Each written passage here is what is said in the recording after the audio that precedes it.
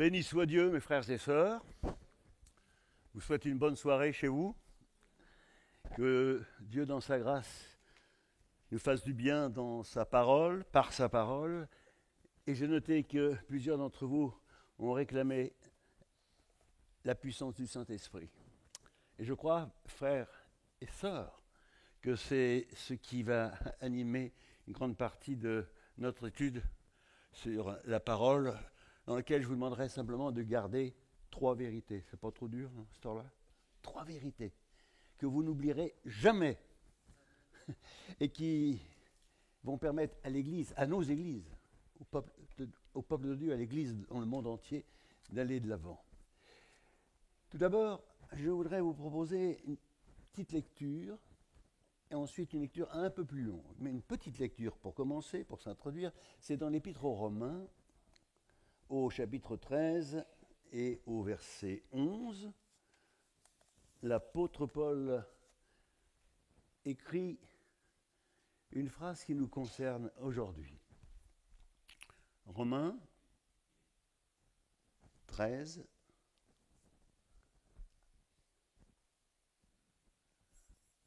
verset 11. On va commencer avec le verset 10. L'amour ne fait point de mal au prochain. L'amour est donc l'accomplissement de la loi. Cela importe d'autant plus que vous savez en quel temps nous sommes.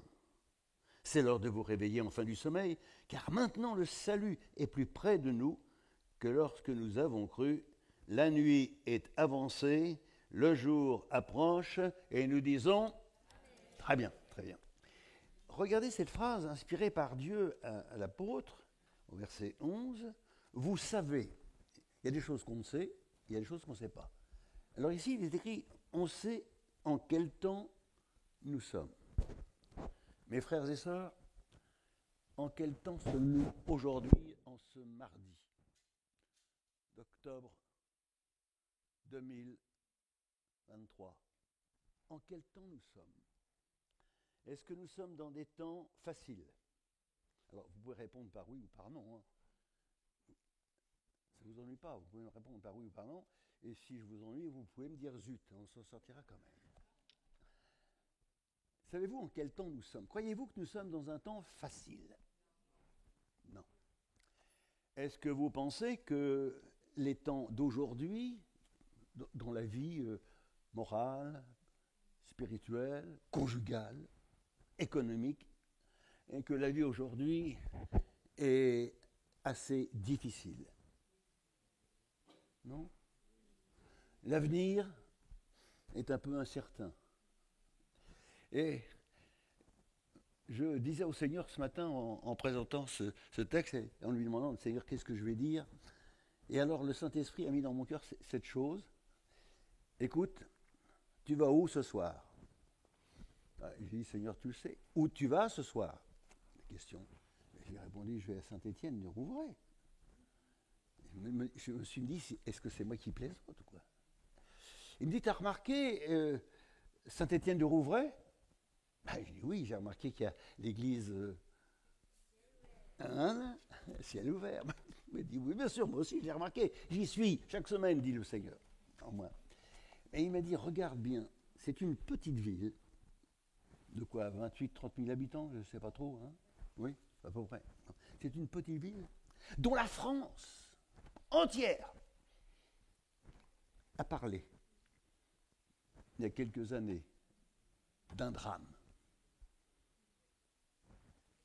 d'un prêtre, le père Hamel, c'est ça, hein, que je connaissais, que j'ai rencontré à Elbeuf quand il était curé à Elbeuf, et moi je faisais des émissions avec un autre pasteur qui s'appelait Hamel, mais ils n'étaient pas de la même famille.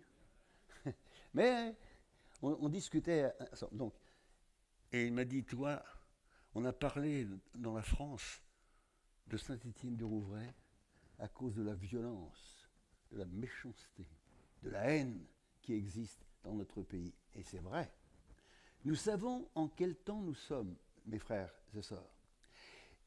Et si nous découvrons bien dans quel temps nous sommes, nous allons recevoir de Dieu les 3 clés qui vont nous permettre, et je ne plaisante pas, de renverser la vapeur et de permettre à Dieu de faire son œuvre avec puissance.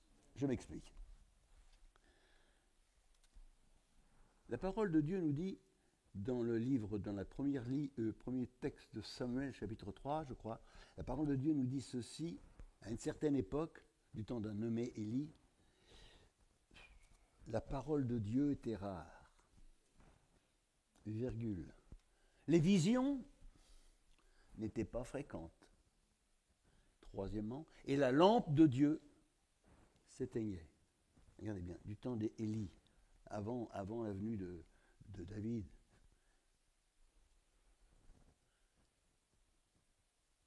Vision, il n'y avait pas de vision. Il y avait peu de révélation. Il n'y avait pas une parole prophétique de la part de Dieu et la lampe de Dieu s'éteignait. Or, Salomon écrira dans le Proverbe 29 ceci, « Sans vision, le peuple est sans frein. » Or, mes frères et sœurs, quand nous lisons « Nous savons à quel temps nous sommes », le Seigneur veut nous donner la vision dans quel temps nous sommes. Et ne pas nous arrêter simplement à tout ce que les médias nous racontent en quel temps nous sommes, mais ce que Dieu nous propose de découvrir. Et c'est ce que je vous propose aujourd'hui, parce que c'est vrai, vous avez raison tout à l'heure, on est dans des temps difficiles. Il est écrit, dans les derniers temps, il y aura des jours difficiles. Les hommes deviendront égoïstes. Est-ce que c'est vrai? Ennemis des gens de bien. Vous me direz oui, je continue. Fanfarons. Aimant le plaisir plus que Dieu. Oui, d'accord. Donc nous sommes bien sur le même terrain. C'est le monde dans lequel vous et moi nous vivons, et une partie de nos familles vivent comme cela. Et je suis certain que tous, autant que nous sommes ce soir, nous prions régulièrement pour les membres de nos familles qui ne sont pas au Seigneur. Est-ce qu'il y en a parmi nous? Oui, attendez, bougez pas, levez la main s'il vous plaît. Ceux qui ont de la famille qui n'est pas au Seigneur. D'accord, merci. Voilà. Le Seigneur l'a vu ça. Et nous savons, nous, en quel temps nous sommes, puisque la parole de Dieu nous déclare que nous sommes dans un temps de violence et de sécheresse spirituelle. Or, regardez bien, c'est ça qui est formidable. Le même Dieu qui dit, dans les derniers temps, il y aura des jours difficiles, dira, et l'apôtre Pierre va le prendre dans une de ses prédications, ce même Dieu dira dans Acte 2, Dieu dit, dans les derniers jours, je répandrai mon esprit sur toute chair. Dans les derniers jours, des moments difficiles, Satan va mettre le paquet. Et on est témoin que c'est vrai. Mais Dieu nous dit, moi je vais mettre plus que le paquet, je vais répandre mon esprit. Sur quoi?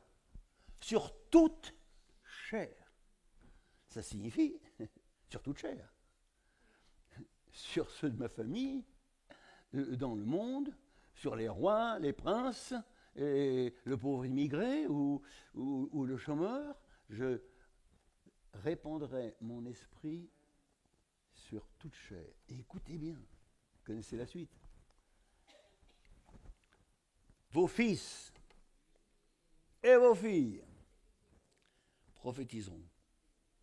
Vos jeunes gens auront des visions. Les vieillards, des songes.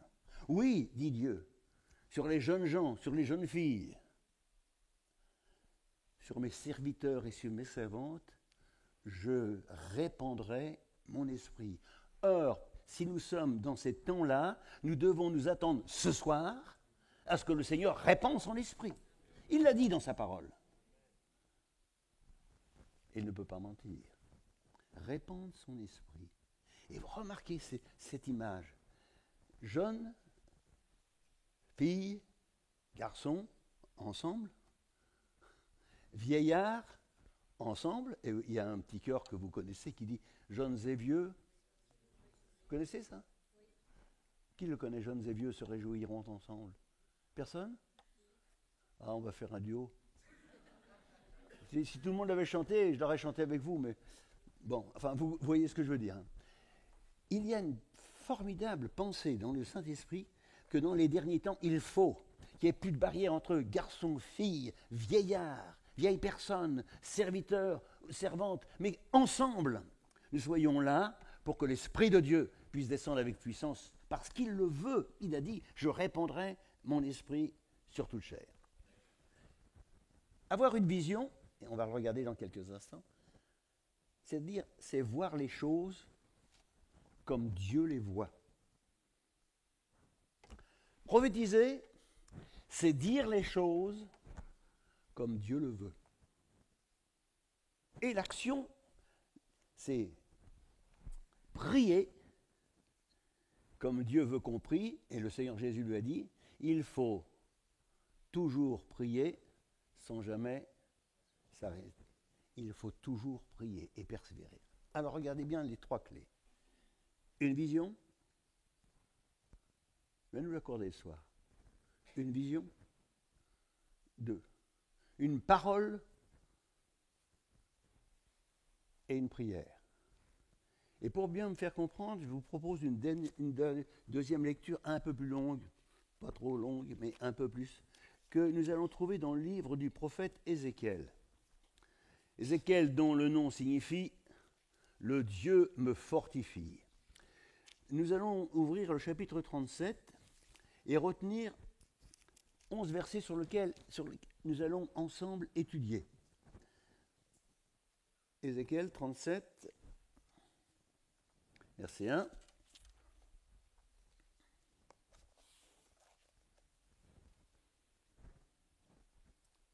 Je commence. La main de l'Éternel fut sur moi. Et l'Éternel me transporta en esprit et me déposa dans le milieu d'une vallée remplie de fleurs, d'ossements. Il me fit passer auprès d'eux tout autour. Et voici, ils étaient fort nombreux à la surface de la vallée. Et ils étaient complètement secs. Et il me dit, fils de l'homme, ces os pourront-ils revivre? Je répondis, Seigneur éternel, tu le sais. Et bien là, mes frères et sœurs, le Saint-Esprit nous donne notre première responsabilité. Dans un monde qui va mal, Dieu ce soir veut nous emmener faire un tour pour voir tous les habitants de Saint-Étienne-du-Rouvray, mais de la banlieue rouennaise, mais de la France et du monde entier. Seigneur, comment, toi qui es avec nous ce soir, comment vois-tu le monde aujourd'hui? Comment vois-tu ce qui se passe? Regarde bien. Vous avez remarqué que la main de Dieu va emmener le prophète partout, au milieu des morts, autour des morts, parmi les morts.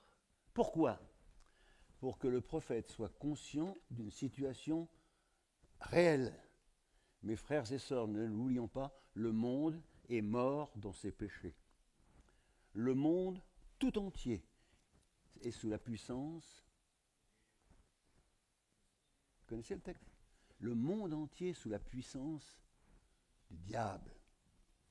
Et ce soir, la première chose qu'il veut qu'on soit bien convaincus, que même les gens les plus sympathiques, s'ils ne sont pas nés de nouveau, ils font partie du monde. Et s'ils font partie du monde, ils sont spirituellement morts. C'est-à-dire indifférents, insensibles. Regardez quand vous rendez témoignage. Trouvez-vous que c'est facile? Pas évident, hein? Pas évident. Des fois, il y a de l'indifférence. Hein? Des fois, les gens nous disent, oui, je vous aime beaucoup, mais enfin, on ne parle pas de ça. Vous nous laissez tranquille. Des fois, il y a de la violence. Mais c'est très rare, ça arrive, qu'il y ait de l'ouverture. Nous sommes donc dans un monde fermé. Et Dieu veut que son prophète soit convaincu, avant de faire quoi que ce soit, que le monde entier est mort. L'apôtre Paul le dira, nous étions morts dans nos... Nous aussi. On était morts dans nos péchés. Et la vision qu'Ézéchiel a est celle-ci. c'est une vision de mort. Mais rappelez-vous, c'est une armée, donc c'était des gens qui étaient appelés à combattre. Et ce qu'il voit devant ses yeux, c'est comment dirais-je, une vallée de mort, mais de vaincus, des gens vaincus. Et le monde aujourd'hui, envers et contre tout, est un monde vaincu, vaincu par les passions, vaincu par les pièges, vaincu par la méchanceté. Et Dieu veut que Ézéchiel soit convaincu qu'hors de lui, le monde est vaincu. Car sans lui, on le sait nous, sans lui, on ne peut. Très bien, vous avez raison, on ne peut rien faire. Et voyant cette masse d'os, il a la vision que c'est un monde non seulement desséché, mais dévasté. Un monde sans espérance. Car c'est précisé, non seulement c'était des eaux, mais des eaux séchées. Aucune espérance. Dans une vallée. Mes frères et sœurs, vous allez m'aider à répondre. Quand Dieu a créé Adam et Ève, où l'a-t-il fait vivre? Dans une cité? Allez-y, dans un jardin. Dans le paradis. Le monde a été placé là. Eh bien, regardez, ce monde qui est dans le paradis se trouve maintenant dans une vallée de mort, sombre, de vaincus. C'est même pas un cimetière. Regardez, il n'y a même pas de tombe. Ce sont des os. Il n'y a même plus de possibilité, même, il n'y a plus de corps entier. Tout est détruit. Il n'y a pas d'espoir. Et si je veux faire l'œuvre d'un évangéliste dans le monde aujourd'hui, je dois laisser le Saint-Esprit me convaincre que hors de Jésus, il n'y a pas de salut possible. Que tous sont perdus, mais tous peuvent être sauvés par la foi en Jésus-Christ. Je dois être convaincu de cela. Oh oui, c'est des gens sympas, doucement, pas trop méchants, ça n'a rien à voir. Oh, c'est quelqu'un de religieux, ça n'a rien à voir. Regardez le jeune homme riche, il était très religieux, depuis son enfance. Il vous aurait récité les psaumes sans problème. Il aurait cité des paroles sans difficulté. Et pourtant, il était perdu. Sans Jésus, on peut avoir tout, mais sans Jésus, on n'a rien. Par contre, si on n'a rien et qu'on a Jésus, on a tout. Or, ce soir, quand le Seigneur nous regarde, il sait qu'il nous a tout donné. Quand le diable nous regarde, il est jaloux parce qu'on en a trop, puis lui, il n'a plus rien. Il n'a plus rien parce qu'il n'avait qu'à le garder, d'ailleurs. Ayons cette première responsabilité qui nous marque, Seigneur, tu me donnes de voir ce monde tel qu'il est. C'est même plus un cimetière, c'est des os desséchés. Oui, Seigneur, c'est vrai. Nous vivons dans un monde violent. Oui, Seigneur, nos familles sont des fois des familles brisées. Brisées par les passions, brisées par le vice, brisées par l'adultère, brisées par la drogue, brisées par l'alcool. Combien de familles sont ce soir, au temps où je vous parle, sont en train de se chamailler, se bagarrer, sont perdus, sont désolés. Oui, Seigneur, on a besoin de comprendre que le monde est mort et que si nous avons la vie, notre responsabilité, ce n'est pas de garder de la vie, mais c'est de faire comme le Christ, de donner la vie. Jésus dit, il n'y a pas de plus grand amour que de donner. Or, frères et sœurs, en tant qu'enfants de Dieu nés de nouveau, nous sommes riches, péchés pardonnés, nos noms inscrits dans le livre de vie, le Saint-Esprit qui nous environne. Le dimanche matin, quand on arrive là, on entend les frères et sœurs qui disent « Alors, on est heureux ?» On va chanter « Je suis heureux ?» Nous sommes heureux parce que nous sommes en la présence du Seigneur. Mais combien de gens à Saint-Étienne ne peuvent pas dire ça? Les familles sont brisées, les cœurs sont atteints, les maladies, les cancers et autres choses se répandent. Oui, Seigneur, c'est vrai, Je suis convaincu maintenant, le monde, Seigneur, est mort. Alors, ce qui m'amène à attirer votre attention sur ceci, c'est que Dieu ne nous prend pas pour des girouettes, mais il pose une question. Alors, Ézéchiel, qu'est-ce que tu penses de tous les habitants de Saint-Étienne? De tous les habitants de la banlieue rouennaise? Je vais être moderne. Qu'est-ce que tu penses de Rouen Métropole? 71 communes. Seigneur, oui, je pense que c'est une belle région. Oui, c'est formidable. Oui. Est-ce que tu crois que ces os qui sont là peuvent vivre? Tu crois qu'il est possible que des os desséchés revivent? Dieu dit ça à Ézéchiel. Maintenant, mes frères et sœurs, posons-nous la question en regardant nos familles. Mettez des prénoms à vos familles, à tous ceux qui sont contre l'évangile ou opposés, qui sont loin de Dieu ou à qui sont dans votre travail, que vous connaissez. Mettez des noms. Et Dieu vous pose la question ce soir. Crois-tu que ce un tel ou c'est une telle qui est comme ceci et comme cela, crois-tu qu'elle peut revivre? Et qu'est-ce qu'on dit? Je trouve que Ézéchiel y a été sage. Ça, Seigneur, je pense qu'Ézéchiel était normand. Il ne s'est pas du tout mouillé. Il a dit ça, Éternel, mon Dieu, c'est toi qui le sais. Mais c'est vrai, c'est vrai. C'est Dieu qui le sait. Mais la question est celle-ci. Crois-tu que ça peut revivre? Alors Ézéchiel, il ne s'est pas mouillé. Il dit, ça, tu le sais, tu le savais, tu le sais. Et moi, je bénis Jésus parce qu'il sait tout. Tout ce qui est avant, pendant et après les épreuves. Regardez, l'apôtre Pierre, qui fait des grandes déclarations formidables et qui en met plein la vue à tout le monde en disant, moi, Seigneur, je vais aller à la prison avec toi, et puis tu sais, s'il faut aller devant Pilate, je vais aller devant Pilate, puis s'il faut aller à la croix, je vais aller à la croix, moi je. Et Jésus savait, il savait que celui qui disait ça était sincère, je suis convaincu, mais Jésus savait très bien qu'avant que le coq ne chante, il l'aura renié. Il le savait. Mais regardez jusqu'où va son amour. Il dit, Pierre,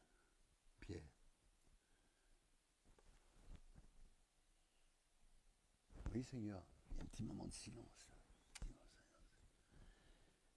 Quand tu seras converti, c'est-à-dire quand tu reviendras, tu t'occuperas de tes frères.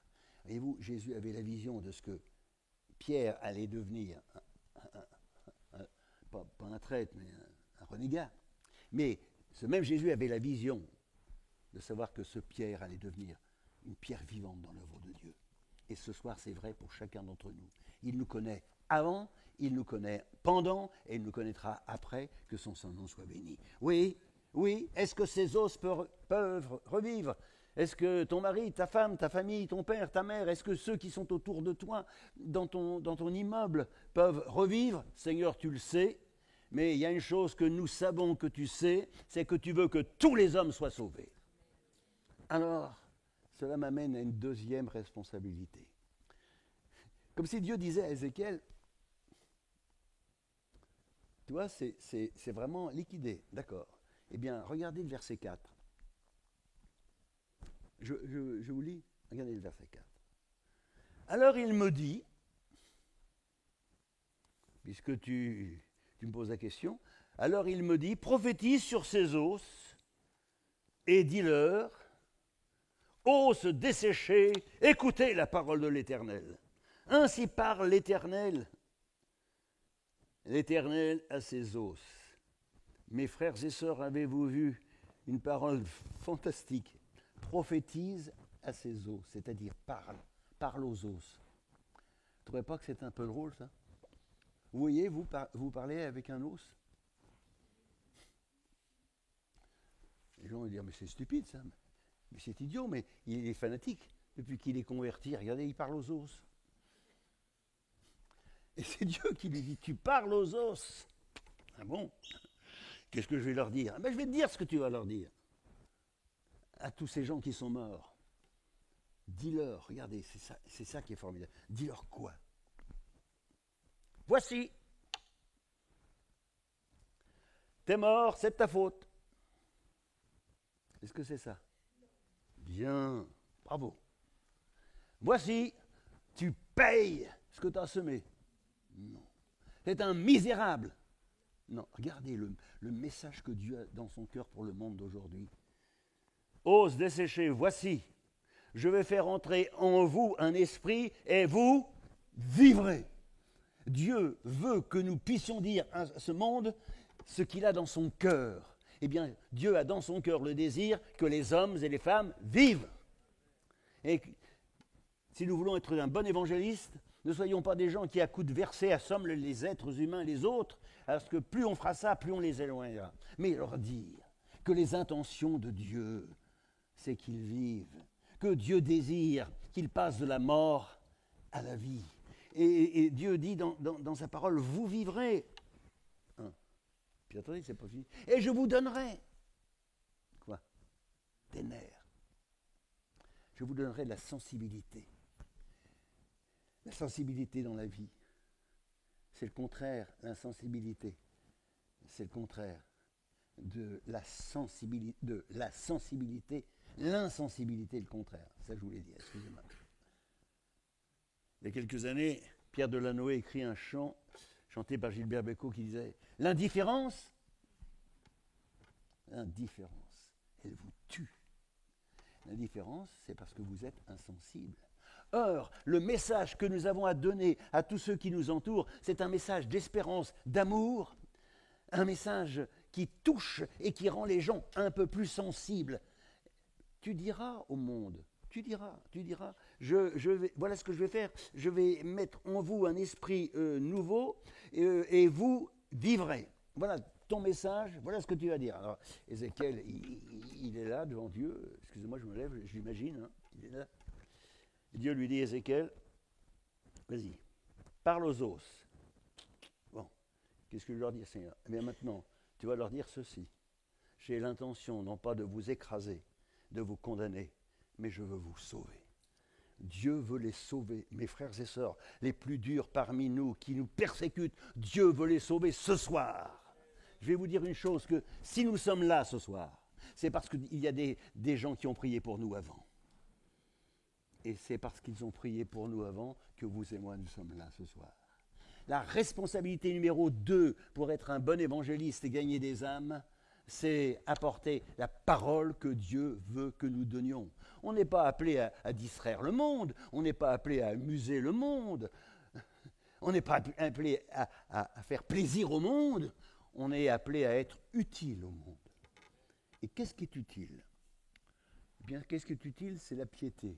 L'amour, elle est utile à tout. Parler à des os, c'est une sorte de prédication, ça. C'est une sorte d'évangélisation.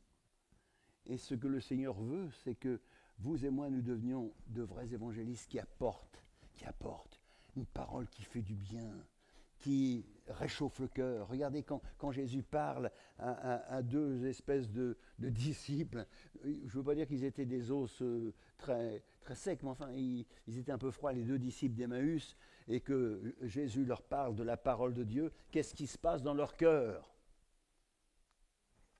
Leur cœur se réchauffe. Et le monde, mes frères et sœurs, il n'a pas besoin d'entendre parler de notre organisation, de nos diplômes, de nos facultés, du grec, de l'hébreu, du latin. Il a besoin d'entendre une chose. Dieu t'aime et veut te sauver. La prédication de l'évangile, l'apôtre Paul dira, j'ai pas honte.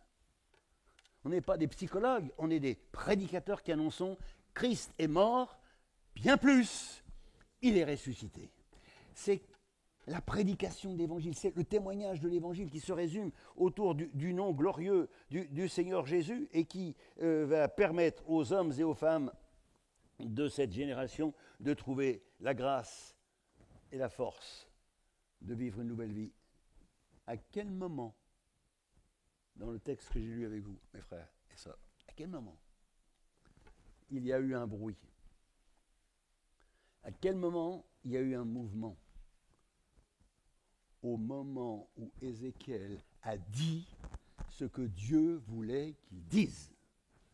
Ainsi, frères et sœurs, ce soir, essayons de prendre cette deuxième responsabilité, de ne pas avoir honte de parler de Jésus-Christ mort et ressuscité. C'est un message que Satan ne supporte pas. Pourquoi ? Parce qu'à la croix, Jésus l'a écrasé. Et ça, il ne supporte pas. Alors, puisqu'il ne supporte pas, moi je supporte et je dis, Christ est mort pour toi, par amour pour toi. Tu ne l'aimes peut-être pas, mais il est quand même mort pour toi. Il t'aime encore et veut te sauver.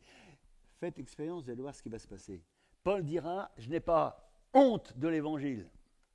C'est une puissance de Dieu pour le salut de quiconque croit.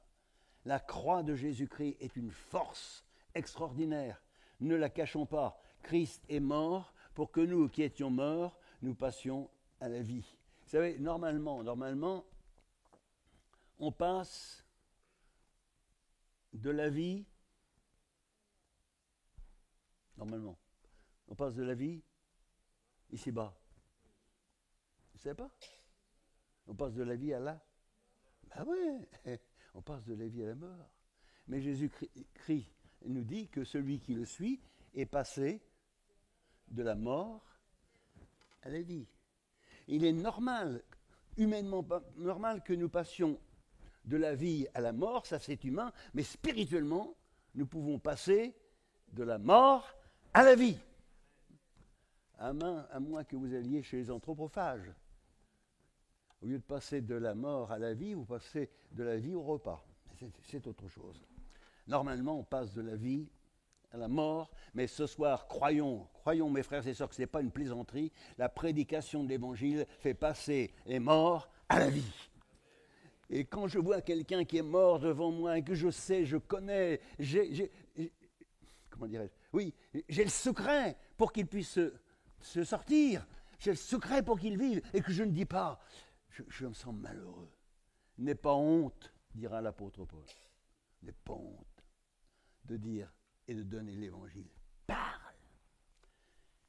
Frères et sœurs, vous connaissez comme moi ce texte où Jésus dit, vous allez me dire si vous y croyez. Je suis avec vous tous les jours jusqu'à la fin du monde. Est-ce que c'est vrai ? C'est faible votre amen. Hein ? Est-ce que c'est vrai ? Amen. Voilà, c'est comme ça. Satan en a pris plein les oreilles. Oui. Passons de... Jésus a dit, je suis avec vous jusqu'à la fin du monde. Oui. Mais posez-vous la question, à quel moment Jésus a-t-il dit cela ? Il a dit cela après avoir dit, allez, restez pas enfermés, sortez dans le monde entier, allez. Et prêchez la bonne parole, rendez témoignage. Voici les miracles qui accompagneront ceux qui auront cru. Vous allez voir des choses que vous n'avez jamais vues, dit Jésus. Et voici, je suis avec vous. Voyez-vous ? Si je vais rendre témoignage, je suis persuadé que je ne suis pas tout seul, il est avec moi. Que je le sente ou que je ne le sente pas, il ne faut jamais se fier à nos sentiments, mes frères et sœurs. Parce qu'on se trompe souvent. Et d'ailleurs, le sentiment ment toujours. Fions-nous à ce qui est écrit dans la parole de Dieu. Je suis avec vous tous les jours. Alors voyez-vous, la première responsabilité, c'est d'être bien conscient que le monde est perdu. Notre deuxième responsabilité, c'est d'apporter dans ce monde notre témoignage de la grâce de Dieu qui s'est manifestée dans le nom de Jésus-Christ. Et notre troisième responsabilité, on va les lire, elle est écrite au verset 7.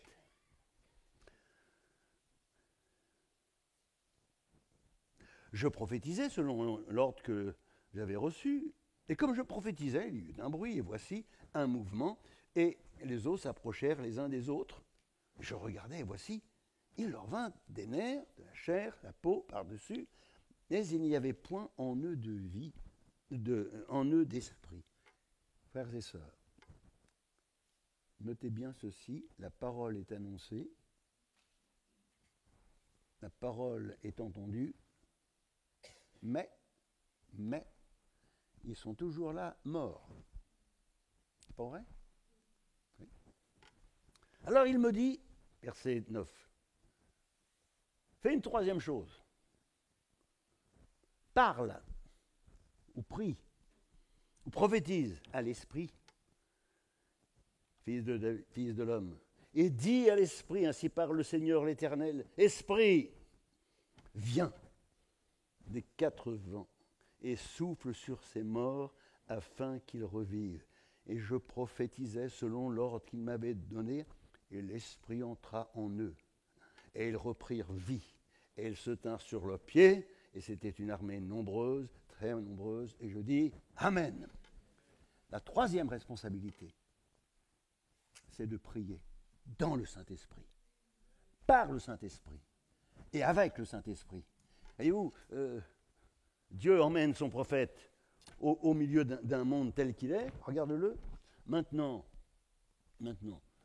rends témoignage, et maintenant que tu as rendu témoignage, ne t'arrête pas, prie, et adresse-toi à l'Esprit Saint. Parce que, frères et sœurs, qui c'est qui nous convainc de péché, de justice et de jugement? Le pasteur Yvon Cassard? Les anciens de l'Église? Qui? N'ayez pas peur de le dire, allez-y. Qui nous convainc de péché, de justice et de jugement? Le Amen. Le Saint-Esprit. Oh, viens, Esprit de Dieu, fais-nous sentir ta présence. Car là où il y a l'Esprit du Seigneur, bravo, là où il y a la liberté. Et je voudrais attirer votre attention sur cette parole du verset 9, toi. Parle à l'Esprit et prophétise. Esprit, viens des quatre vents, souffle sur ces morts, et qu'ils revivent. Et comme ils priaient comme cela, pendant qu'ils priaient, l'Esprit entra en eux, ils reprirent vie, et se tinrent sur leurs pieds. Et là, nous avons encore troisième grâce, l'Esprit qui vivifie. Mes frères et sœurs, la parole, je crois de tout mon cœur, je vous l'ai dit, elle est l'épée de l'Esprit. Mais la parole sans l'Esprit, c'est une lettre. Et la lettre, sans l'Esprit, elle tue. Mais l'Esprit vivifie. L'Esprit de Dieu sans la parole, c'est pareil. L'Esprit de Dieu sans la parole va nous permettre d'être, comment dire, très, très sentimental. Mais la parole de Dieu, accompagnée par l'Esprit de Dieu, alors la victoire est totale. Oui, viens, Esprit de Dieu. Mes frères et sœurs, regardez ces os qui sont couverts de chair et d'os, et de nerfs, regardez-les. Ils ont tout. Ils ont toute apparence, mais ils n'ont pas la vie. Et je vais vous donner un exemple. On va aller faire un tour. C'est pas trop long, hein? On va aller faire un tour. Voulez-vous que je vous emmène faire un petit voyage? Il y en a qui vont en Israël. Moi, je vous emmène en Turquie.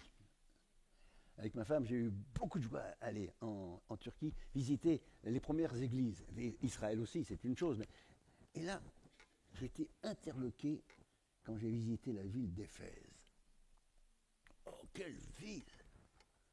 La reine d'Éphèse, c'est une femme. Elle s'appelle Diane. Elle a un temple. Alors bien sûr, le temple, il est tombé maintenant. Mais il faisait 105 mètres de long, 50 mètres de large, si je me souviens bien, je ne me rappelle plus, je crois que c'est 16 mètres de haut et reposait sur 100 colonnes. C'était quelque chose, hein? C'était le temple. En plus de ça, cette Diane, elle fournissait aux entreprises de l'argent. Ils travaillaient, ils faisaient des petites statues pour les vendre et ça rapportait de l'argent. Il y avait tout. L'argent, il y avait même le spectacle, il y a un théâtre formidable qui existe toujours. Et comme on était tous les deux, ma femme s'est mise dans le fond du théâtre qui existe toujours. Très grand théâtre, 2500 places. Euh, oui, je crois, je dis peut-être une bêtise. Enfin bref, très, très, très grand. Et sur l'estrade, vous dites un mot, sans amplificateur, sans micro, un mot, et tout le monde l'entend. C'est formidable. Eh bien, dans cette ville, où il y avait tout, l'argent, l'idolâtrie, la prostitution, il y avait un petit groupe de 12 chrétiens. 12 chrétiens. Et l'apôtre Paul les rencontre. Ah, il leur dit, ça fait plaisir de voir des frères. Bonjour mes frères, comment allez-vous? Ça va bien? Il dit, oui, mais c'est dur, Éphèse. Paul les écoute, il dit, oui, c'est vrai. Puis il les regarde et il leur dit, dites-moi les gars, vous êtes baptisés? Oui, oui, oui. Bon. Avez-vous reçu le Saint-Esprit? Alors les gars, ils se regardent les uns les autres et disent, Saint-Esprit? Quel Saint-Esprit? T'as entendu parler du Saint-Esprit, toi? Non. Peut-être c'est les idées des pentecôtistes, mais le Saint-Esprit, je ne connais pas, moi. Comment vous ne connaissez pas? Mais vous avez été baptisé quoi? Au nom de Jean-Baptiste? C'est bien, c'est pour amener la repentance. Mais il faut être baptisé au nom de Jésus.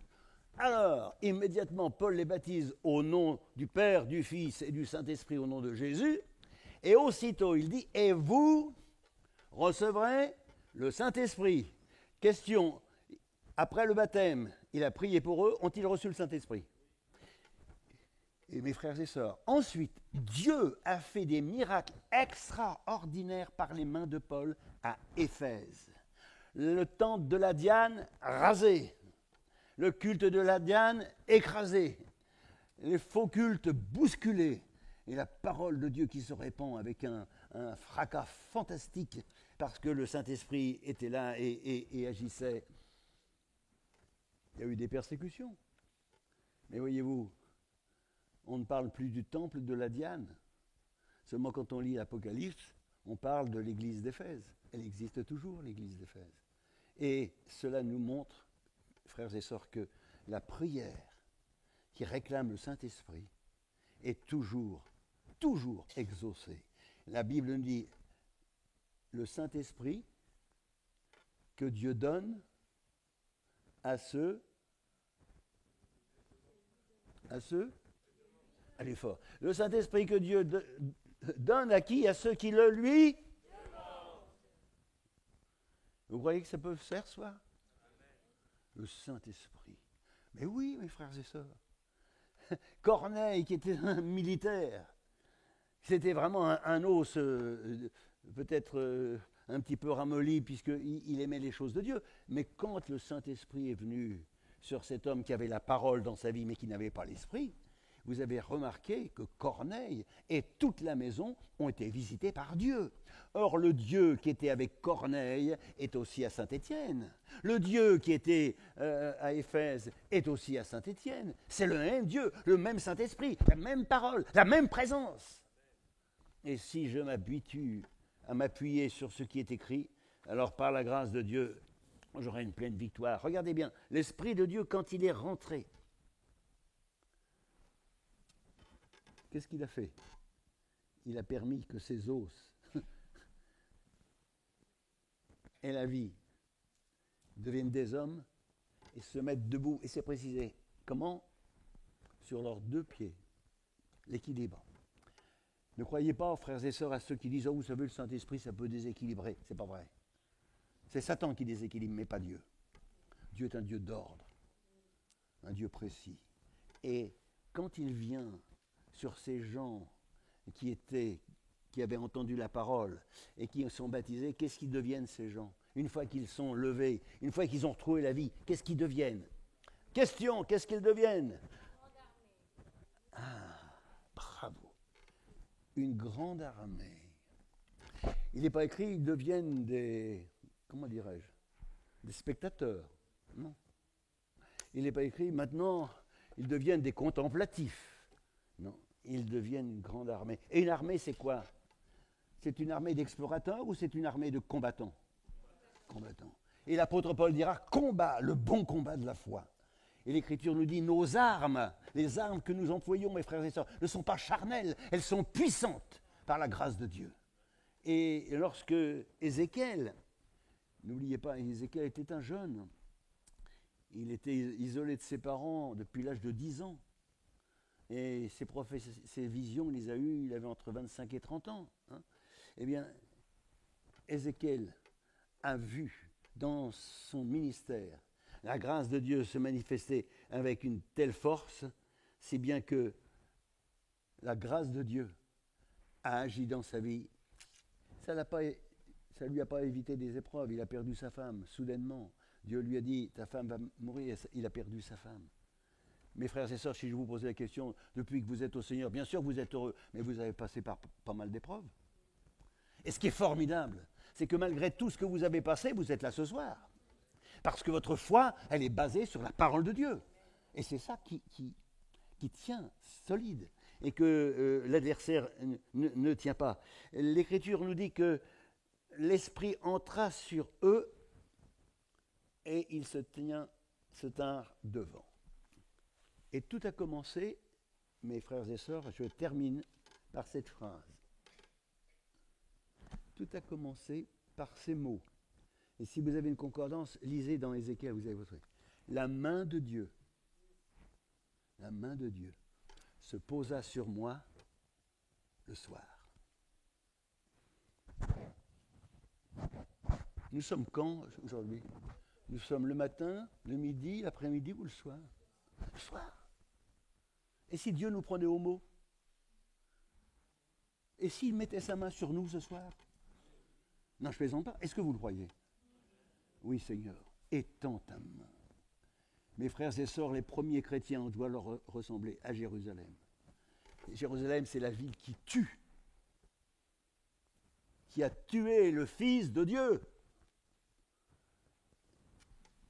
Jérusalem, c'est une ville qui tue. Mais lorsque le Saint-Esprit est descendu, cette ville qui, quelques jours avant, disait de Jésus, « ôte-le, crucifie-le !» Quand ils ont entendu la prédication de Pierre, ils se frappaient la poitrine et ils disaient « Oh, que faut-il faire pour être sauvé ?» Le cri avait changé. Jérusalem a basculé. Pourquoi Jérusalem a-t-il basculé? Parce que l'Esprit de Dieu est venu. Pourquoi est-il venu? Parce qu'il y avait des hommes et des femmes qui étaient là dans la prière et qui aimaient sa parole. La même chose qu'avec nous ce soir. Jérusalem, ton opposition est tombée. Jésus est vainqueur. Éphèse, ton opposition est tombée. Jésus est vainqueur. Antioche, ton commerce et tes affaires sont tombés. Jésus est vainqueur.